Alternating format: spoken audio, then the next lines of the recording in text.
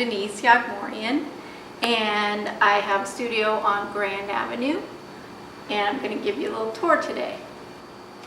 Here's a piece I'm working on. This is part of my fabric and thread series that I'm really enjoying. So this piece, I'm using the variegated thread and just enjoying what's happening with the pattern. I really like thread as a drawing device because there's so many options. There's so many different types and colors and ways to experiment with it. So it's really become my favorite kind of medium for drawing in a sense. This piece that I'm working on is kind of the third one in a series of using this variegated thread. So it's this is embroidery thread, and these particular type come in they call variegated. So it just changes colors, and there's a kind of a pattern that has emerged in my work that I really love, that I kind of come back to every once in a while, and it works really well using the variegated thread. It creates these beautiful patterns, and there's no pre-planning involved. It just sort of happens on its own, which is magical. I want to share a little bit of the process of how I make this particular work, which is using thread and fabrics, and corset making materials like hook and eye tape. So the first step is I call it like kind of, it's almost like gessoing a canvas if you were a painter, is I use assorted different kinds of hook and eye tape like this that I search for. I like the eyelet side, and that's kind of the first step, is measuring and just putting down sort of like a grid or pattern type base for the thread. And the studio tour is kind of in connection with Draw-a-thon, which is happening at the gallery at Tempe Center for the Arts. So I'm excited to kind of share of how I draw using thread.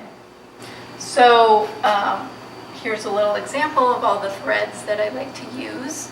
So it varies from really thin, kind of fragile thread to lately I've been working with more embroidery type threads that are a lot tougher, and I can do a lot more with them. Industrial threads are really great to use too because they're thin. They come in really cool and interesting colors, but they're really strong. So when I'm going through hooks and things like that, I know that they're not going to break. So the show up at Tempe Center for the Arts called Weave, I have several of the larger thread pieces there. So this is kind of the beginning of a new one. It's on a wood panel. Then I used, actually for this one, I used white fabric and eyelets. And then this is the first time I played around with actually painting the fabric.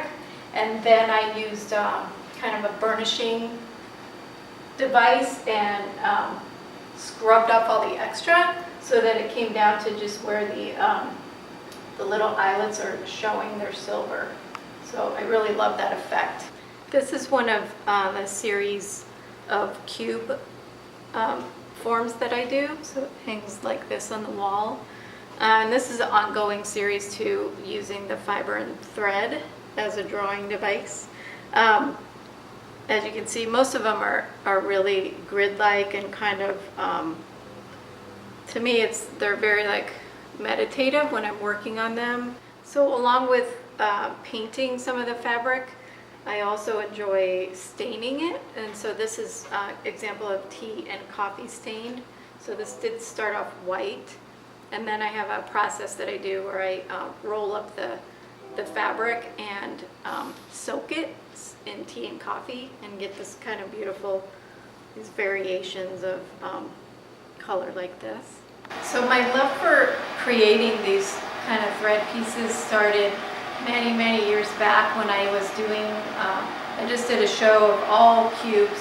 They were this size, and I was experimenting with just the cube, and putting different things on it and what happens and how things change with light and things like that. And so one of those pieces was not this, but this has thread on it. It's a little more organic. But my first piece was using the hook and eye tape, and it was just a very simple kind of tan with black. And that was the first one I did that I really fell in love with. So one question I get as an artist is, how long does it take me to create a piece?